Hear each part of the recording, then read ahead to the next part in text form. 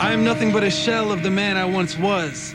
So you could put me to your ear and actually hear yesteryear's ocean.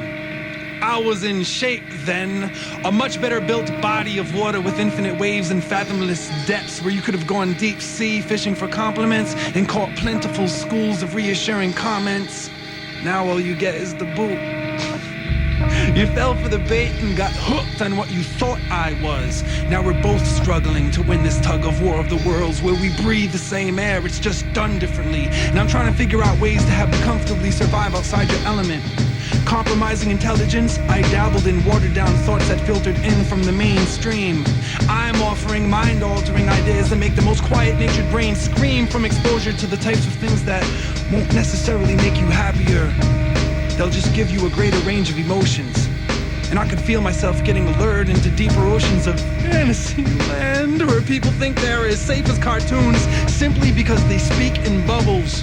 A sanitized safe haven where you could face Satan and have his faith straightened. His new goal would be to dethrone Poseidon and have Neptune's place taken. They'd swashbuckle with their pitchforks while Lucifer talks and rips forts of coral reef for relief. He'd be like, bitch, walk from this oversized aquarium that daddy kept cleanly to unhealthy degrees, writing suicide notes with invisible ink on transparencies and posting them to the glass boundaries that surround the seas of change.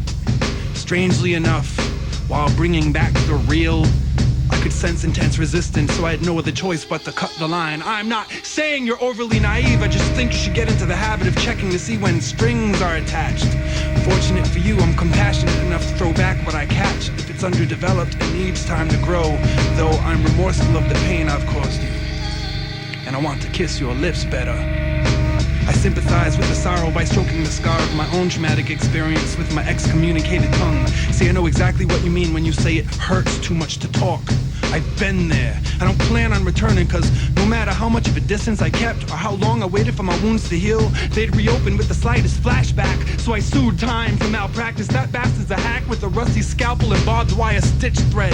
Instead of seeing things clearly, they're pitch red, and there's this glitch in my head that's got me thinking contradictions. It said, there are more fish in the sea, whether you hear me not or you listen to me, whether you listen to me or hear me not. There are more microorganisms in my teardrop, but fear not, I'd never sink as low as to make my ears pop. And I imagine now you only want to swim with members of your own league, and you don't need me meddling, sending sonar signals. High-pitched notes are symbols, my voice is thrown far, but ripples are only caused when you cast stones. But you shouldn't throw rocks if you live in fragile fairy tales.